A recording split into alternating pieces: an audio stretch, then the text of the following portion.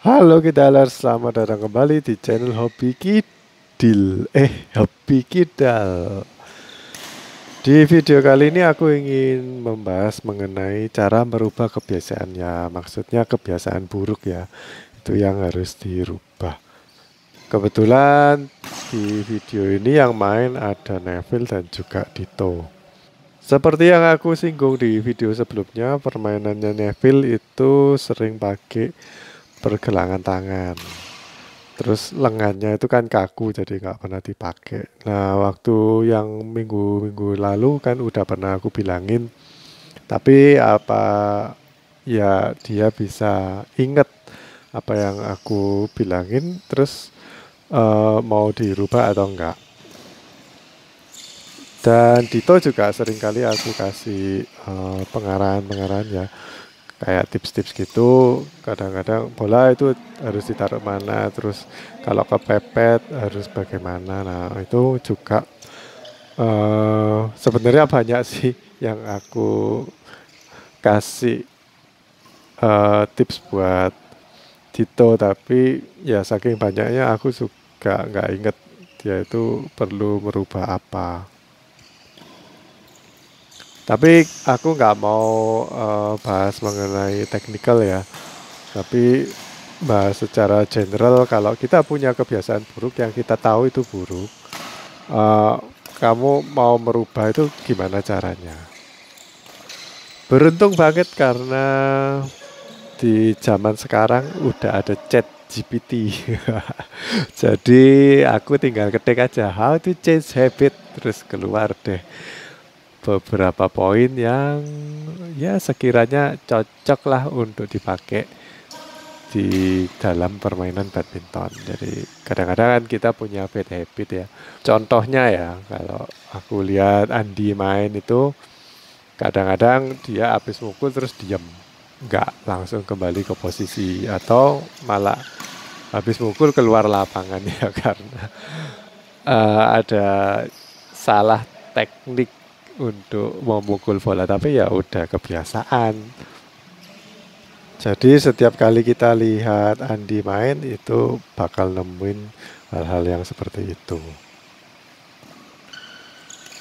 Ya selama yang bersangkutan merasa fine-fine aja, jadi merasa oh udah bener kok aku, nggak perlu dirubah ya, nggak apa-apa ya, berarti itu memang dia nggak kepingin merubah. Tapi kalau kalian udah dapet sesuatu, misalkan oh kalau aku lihat videoku itu aku habis mukul kok diem aja, itu berarti aku salah, aku harus merubah kebiasaan ini. Nah itu kan kalau kita udah tahu maunya kita itu apa, oh aku harus berubah tuh, harus seperti apa, itu harus kita eh, detailkan atau diperjelas kita itu maunya apa. Oh aku mau berubah untuk ke arah yang seperti itu, ke arah yang lebih baik. Terus baru kita cari tahu bagaimana langkah-langkah supaya kita merubah habit atau merubah kebiasaan. Selama kita itu merasa habit kita itu baik-baik aja, seperti kayak orang yang kecanduan ya, atau mungkin yang paling sepele kecanduan eh, minuman minuman soda atau kecanduan merokok. Selama yang bersangkutan merasa rokok itu baik untuk kesehatan atau enggak masalah, ya mereka enggak perlu berubah gitu. Tapi kalau merasa oh ini enggak baik buat aku harus merubah dan atau stop. Dan kalau kita bicara mengenai kecanduan, itu agak beda sih sama kebiasaan-kebiasaan lain yang bukan kecanduan. Karena kalau kecanduan tuh kita udah ada niat untuk berubah tapi nggak bisa. Karena ada sistem kayak chemical di otak kita yang membuat kita terhalangi untuk melakukan perubahan. Kalau kecanduan tuh biasanya kayak gitu. Tapi kalau merubah kebiasaan buruk mungkin masih lebih gampang ya. Karena sistem chemicalnya itu nggak nggak terlalu berpengaruh. Yang pengaruh itu malah bagaimana kita pakai cara untuk merubahnya itu eh, lebih pengaruh untuk merubah kebiasaan kita. Oke, aku rasa gitu ya. Eh, Mohon disepakati bersama kalau bad habit atau kalau kita tahu kebiasaan kita itu buruk, ya kalau selama kita nggak kepingin merubah, ya pasti nggak akan berubah. Tapi kalau kita udah merasa, oh aku harus berubah, soalnya aku pingin lebih baik lagi. Dan khususnya kalau main badminton, aku supaya lebih naik kelas levelnya. Kita harus berubah kebiasaan. Banyak banget kebiasaan-kebiasaan buruk, terutama oleh para pemainnya otodidak ya. Misalkan ngambil waktu mukul, kaki raketnya malah di belakang. Jadi mukul nggak pakai kaki raket di depan. Itu bad habit karena mereka awalnya memang nggak dilatih untuk footwork yang benar. Terus kalau defend yang eh, biasanya kita pakai backhand ya, tapi udah kebiasaan kita pakai forehand atau pakai grip forehand. Itu ya lebih sulit untuk merubah, padahal tahu kalau pakai backhand lebih banyak kemungkinan untuk bolanya kembali, tapi tetap pakai forehand karena kita harus merubah kebiasaan. Nah, aku udah amati beberapa anak yang aku udah ajarin beberapa teknik, tapi tetap waktu main balik lagi ke kebiasaan yang lama. Jadi marilah kita belajar bagaimana caranya untuk merubah kebiasaannya. Ini cuma kiat-kiat aja ya, jadi bukan langsung kalian dengar narasi di sini terus langsung abrakadabra kalian langsung bisa merubah kebiasaan buruk. Ya ini cuma kiat-kiat aja, kamu mau melakukan kiat-kiatnya atau enggak ya terserah kamu, tergantung eh, apa pendapatmu sendiri mengenai habitmu perlu dirubah atau enggak. Oke? Oke, yang pertama kita perlu tanya pada diri sendiri. Ini perlu aku rubah apa enggak? Ya taunya itu meskipun kita nggak tahu kalau itu ternyata adalah habit kita atau kebiasaan kita, tapi kita tahu suatu tindakan itu perlu kita rubah atau enggak. Kadang kan kita bertindak sesuatu atau melakukan sesuatu itu belum tentu itu kebiasaan kita, tapi karena kita sadar kita melakukan hal itu, tapi perlu nggak kita rubah caranya. Nah, salah satu kriteria atau penilaian yang paling mudah ya apakah tindakanmu itu menghasilkan poin atau enggak. Kalau tindakanmu itu lebih sering gagalnya daripada menghasilkan poin, ya sebaiknya kita harus punya inisiatif untuk memperbaiki hal itu. Mungkin caranya dirubah atau tekniknya dirubah atau arahnya mungkin yang dirubah. Terus cara merubahnya gimana? Nah itu nanti kita bahas di lain kesempatan, tapi paling enggak ya yang bisa aku bagikan sekarang itu adalah latihan yang lebih sering. Ya latihannya dengan cara yang lebih baik ya. Jadi nggak cuma latihan langsung main kayak gini, tapi mungkin pakai drilling atau memang disengaja ada umpan atau pengumpannya. Masih dalam pembahasan ini perlu aku rubah atau enggak ya? Selain dari skor kita dapetin poin atau enggak dengan cara yang seperti itu, kita juga perlu tanya, kita melakukan hal-hal itu atau misalnya penempatan ya. Aku amati kan Tito itu sering ngasih net gitu atau ngasih di daerah net, sering drop shot atau ngenet silang dan sebagainya. Pokoknya ngasih ke daerah net. Nah, itu kita perlu tanya Dito juga. Sebenarnya Dito melakukan ngenet atau ngecop itu karena memang eh, dia punya pemikiran taktiknya memang seperti itu, atau pada cuman dasarnya bukan taktik tapi karena itu pukulan yang paling mudah, soalnya paling gampang. Misalkan kita mau buang ke belakang untuk ngelop kan butuh energi besar ya. Terus daripada kita eh, melakukan seperti itu, kita ngasihnya cuman di net aja, soalnya lebih gampang, maksudnya mengeluarkan energi yang lebih sedikit. Nah, kalau aku disuruh milih antara yang gampang dan yang lebih taktikal ya, atau yang secara taktis lebih menguntungkan, aku akan milih yang lebih menguntungkan, yaitu taktis. Bukan karena eh, itu yang paling gampang. Kecuali kalau memang di daerah net kita kepepet ya, bolanya itu tipis dengan net, ya kemungkinan besar kalau kita angkat pasti nyangkut kan. Jadi kita kasih net. Itu ya memang terpaksa, itu secara taktis memang harus seperti itu.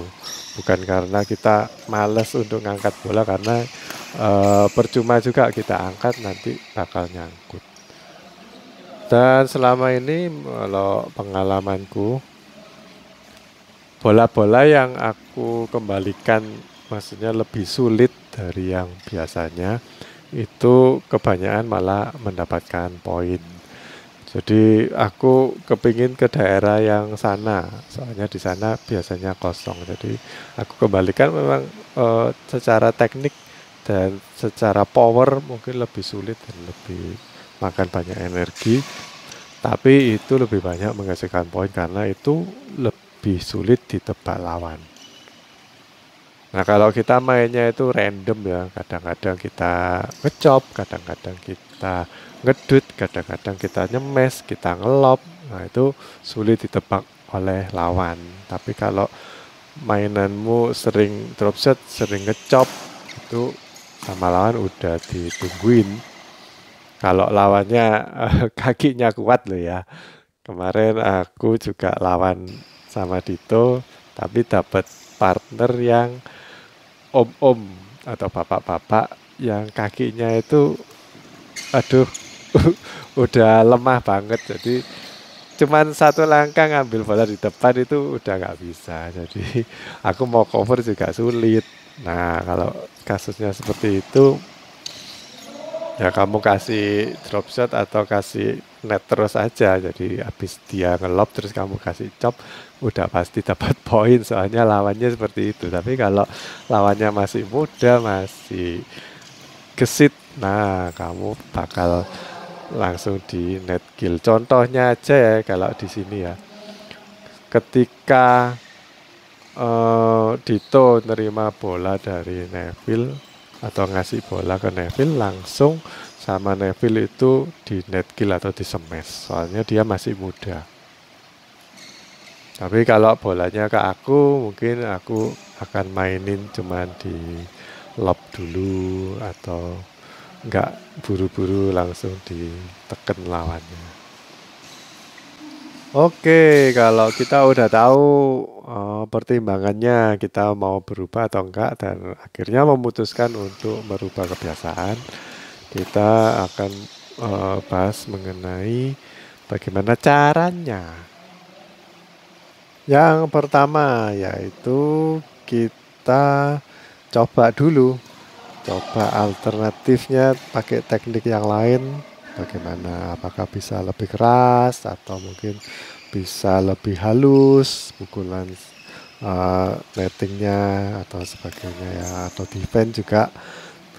Kalau disuruh ganti pakai grip backhand, apakah itu lebih mudah untuk dilakukan atau malah lebih sulit? Dan kadang kalau baru-baru aja kita merubah memang merasa lebih gagal ya, atau lebih banyak matinya. Tapi kalau secara kualitas bisa lebih bagus, dan itu kita lakukan terus-menerus, pastinya kita bisa meraih teknik yang lebih baik atau pengembalian yang lebih berkualitas. Contohnya kemarin tuh aku lihat Fanny ketika diincer dan disemesi terus itu mulai bisa mengembalikan atau defense-nya mulai membaik karena pakai teknik backhand. Walaupun di awal-awal beberapa minggu yang lalu dia kesulitan untuk merubah kebiasaan dari forehand menjadi backhand ya. Tapi pada akhirnya dia mulai dapet sih feelingnya kalau ada bola smash lebih siap dan lebih bisa pakai backhand sekarang. Walaupun masih banyak matinya kalau di smash, tapi ada perubahan lebih baik daripada yang dulu pakai forehand mati terus sekali smash mati. Jadi sekarang lebih baik lah 2 atau 3 kali smash masih hidup belum mati. Kalau habit mengenai penempatan bola ya kita coba alternatif lain. Kalau biasanya habis di smash terus kita cuma ngeblok aja, coba kita melakukan ngelob atau coba diangkat. Aku dulu mainnya ya kalau di smash biasanya aku kasih net, tapi karena aku pingin belajar hal baru, jadi aku coba untuk pakai ngelob.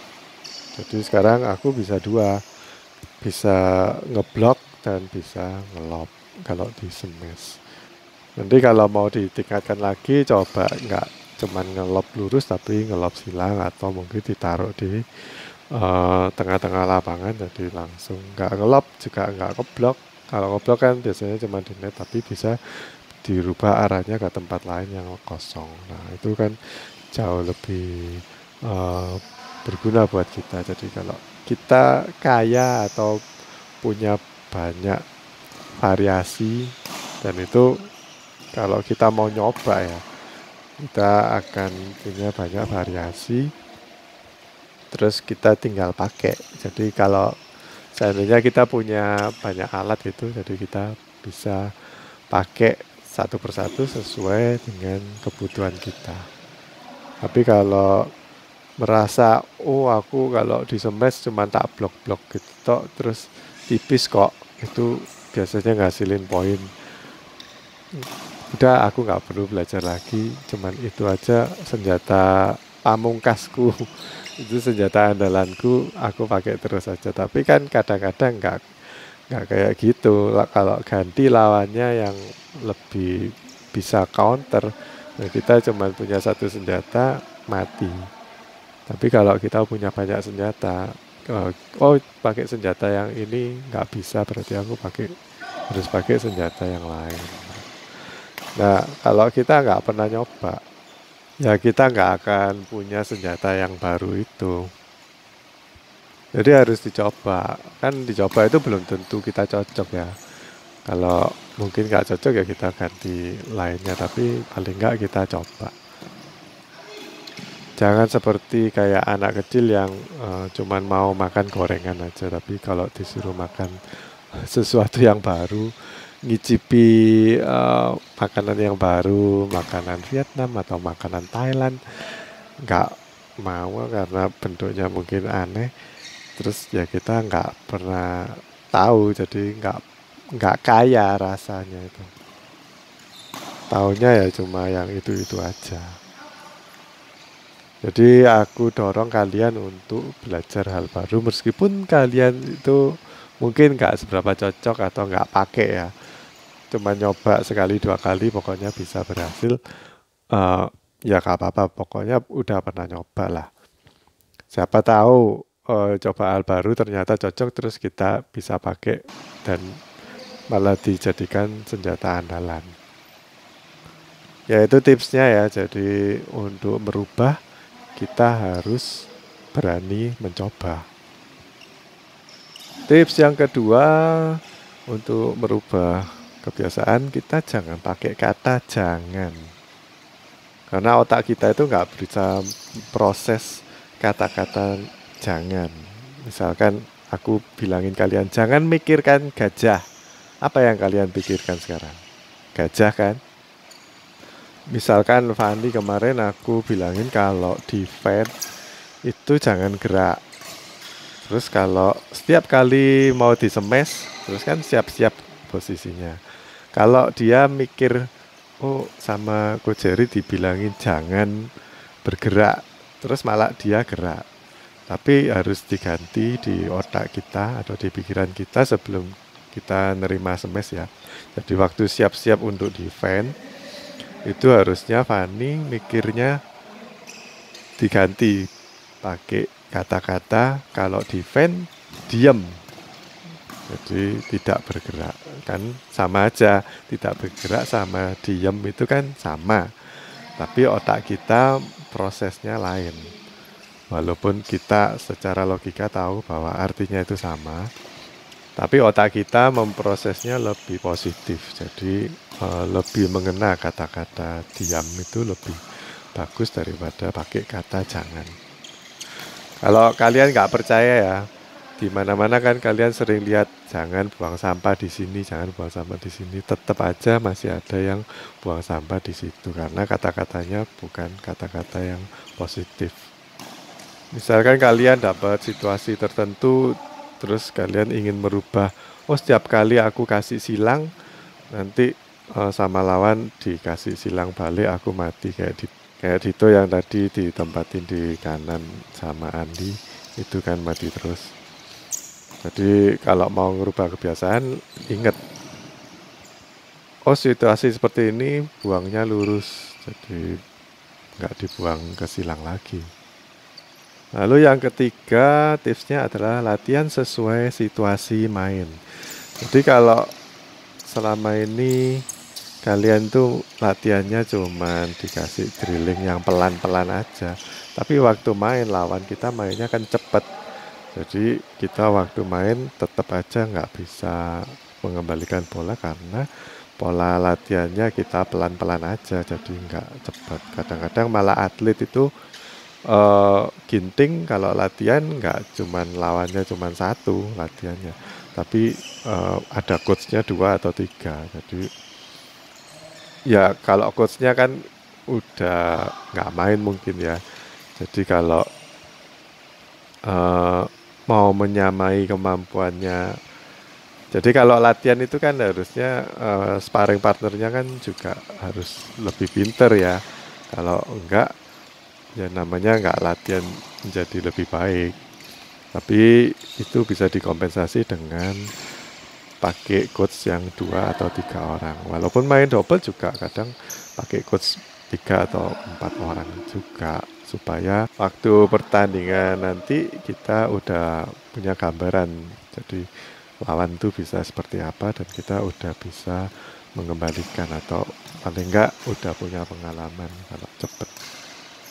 Karena aku gak ngajar badminton tapi ngajarnya gitar, murid-muridku yang kesulitan ganti-ganti kunci atau ganti-ganti chord itu nggak akan aku latih untuk ganti pelan-pelan. Coba pelan-pelan dulu, nanti lama-lama kan bisa cepet. Nggak bisa. Aku selama ini beberapa tahun ngelatih gitar, mereka yang aku suruh pelan-pelan lalu sampai besok juga nggak bisa ganti chord cepat.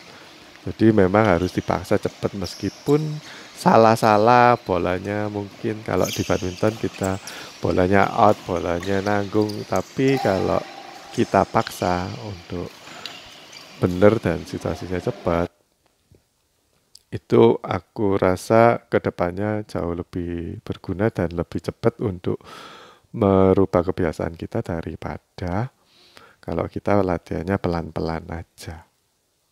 Tips keempat yaitu latihan untuk otot yang spesifik. Jadi kalau kita mau ngerubah kebiasaan, misalkan habis di smash terus kita cuman ngeblok aja, itu kan gampang ya, cuman ngeblok itu kan cuman naruh bola asal sudut raketnya itu pas, bolanya itu nggak nanggung.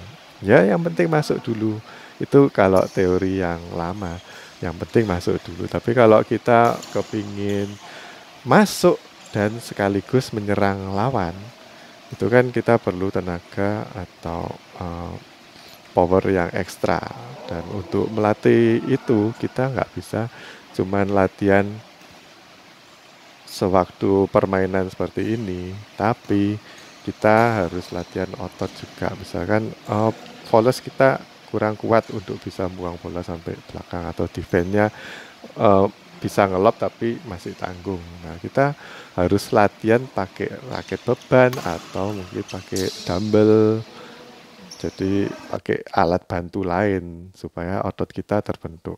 Kalau ototnya terbentuk, ya pasti untuk melakukan pukulan yang kita mau pasti lebih mudah atau lebih bisa terwujud daripada kalau kita cuma latihan gini terus, cuma latihan waktu bermain, ya ototnya nggak terbentuk. Dan kalau kalian lihat atlet-atlet itu ya, itu kan mereka udah main dari kecil, jadi meskipun mereka nggak pakai latihan dumbbell atau nge-gym, pasti ototnya itu udah terbentuk karena dari kecil udah main kayak gitu. Ya bandingkan kalau anak yang dari kecil udah disuruh angkat-angkat beban sama anak yang dari kecil cuma ngangkat pen atau pensil aja. Itu pasti ototnya developnya itu beda. Jadi kan kalian mungkin bisa lihat ya, waktu kalian masuk SMA, mereka masuk SMA ada yang gendut, ada yang kurus, ada yang kekar, ada yang lemah, ada yang kuat. Itu karena terbentuk dari sewaktu kecil. Bahkan adik Rai pun dulu yang masih SMP kayaknya itu kurus banget kan. Kalau kalian Google pasti ada fotonya waktu adik Rai kurus. Bisa di-develop kalau kita punya niat untuk nge-gym. Nah kalau badminton, kalau kita terlalu kekar kayak The Rock gitu ya, aku rasa mas kurang lincah ya, kurang fleksibel. Tapi kalau pemain badminton yang dilatih ya otot yang perlu aja, kayak otot perut, otot lengan, otot poles, kayak gitu-gitu. Kaki juga. Ya different athlete, different training lah. Nggak bisa disamain semua. Walaupun Ade Rai juga main badminton ya, tapi nggak bisa disamain. Apalagi kalau main badminton ini kan kardionya lumayan kenceng ya, jadi otot jantungnya harus dilatih lebih banyak. Tips yang terakhir lah, aku rasa kalian harus nantang diri sendiri supaya nggak cepat puas dengan skill yang gitu-gitu aja. Kalau bisa ya jangan cepat mati atau nggak mati-mati sendiri. Kalau kita konsepnya seperti itu, kita pasti kepingin merubah kebiasaan. Jadi kalau mati-mati sendiri itu biasanya kan karena kebiasaan kita yang buruk. Misalkan habis mukul terus nggak langsung ngisi posisi yang siapnya. Jadi habis mukul diam menunggu bolanya balik lagi ke arahmu. Ya, nggak mungkin lah. Pasti sama lawan itu ditaruh di ruang yang kosong. Walaupun mungkin kalian udah menguasai semua teknik badminton ya, kalian sudah sekelas atlet, tapi yang perlu kalian lakukan adalah mempelajari teknik-teknik yang baru atau trik-trik yang baru melawan yang umum-umum atau yang biasa-biasa. Dan aku kemarin lihat video yang ngerasani Victor Axelsen. Jadi kenapa kok Victor Axelsen bisa nomor 1 ya? Itu karena dia belajar di Dubai. Jadi kalau belajar di Dubai tentunya dia berangkat sendiri ya, mungkin cuma disertai coach atau mungkin ahli terapinya. Tapi kalau di Denmark dia punya tim kayak tim kesehatan, tim ini, tim ngelatih, training, gym, dan sebagainya. Terus kalau dia di Dubai berarti harus latihan mandiri, dan dia bagusnya kalau latihan model kayak gitu berarti ngelatih otonomi. Jadi dia bebas mau melakukan apapun. Mau latihan seberapa banyak, mau latihan topik yang satu itu supaya sempurna. Jadi nggak ditentukan oleh coach lagi. Kadang-kadang kan coach itu cuman ngelatih, kamu datang, oh dia punya kayak kurikulum sendiri. Kamu sekarang latihan ini soalnya waktu tanding kemarin kurang. terus dilatih cuma drilling itu aja. Dan itu berguna kalau pemain single ya. Karena kalau single itu ya kita sendiri yang menentukan bola harus kita taruh mana, yang nggak nantinya nggak menyulitkan kita tapi menyulitkan lawan. Wong coach aja kadang suka debat sama atletnya kok, terutama dulu yang Lindan tuh nyuruh coachnya itu nyuruh apa, terus Lindannya marah-marah ya. Aku nggak tahu ya dia ngomong apa, tapi pasti mereka bertengkar soalnya dari raut wajahnya itu kelihatan banget. Jadi karena sekarang zamannya AI atau artificial intelligence, robot aja dilatih untuk bisa mikir-mikir sendiri. Komputer bisa mikir-mikir sendiri, tapi manusia harusnya melatih juga untuk bisa keluar dari apa yang udah diprogram. Ya gitu aja sih tips-tips dari aku supaya kita bisa merubah kebiasaan. Jadi harus nentuin goal ya. Kalau aku tadi bicara mengenai autonomi itu maksudnya juga menentukan goal. Misalkan kita lihat video kita main terus, oh aku ada kurang di sini, habis aku mukul sini aku nggak bisa maju cepat, terus aku harus apa? Misalkan kaki kita memang lemah ya kita harus melakukan arah pengembalian yang berbeda. Jadi yang tadinya cuma ngeblok silang-silang, terus kita harus usaha untuk gimana caranya supaya aku nggak ngeblok silang lagi tapi bisa ngeblok lurus. Oke guys, gitu aja. Terima kasih udah menonton. Ini Neville udah kecapean karena ya aku puter-puter sih, jadi nggak langsung tekan.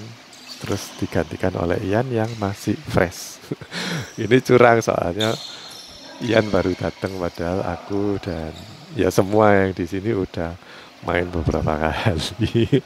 Ya kita saksikan aja siapa yang menang, walaupun Andi udah dapat partner yang baru, fresh, masih bisa menang atau enggak. Silakan menikmati atau menonton pertandingannya sampai selesai. Jangan lupa subscribe dan like. Sampai jumpa di video berikutnya. Dadah.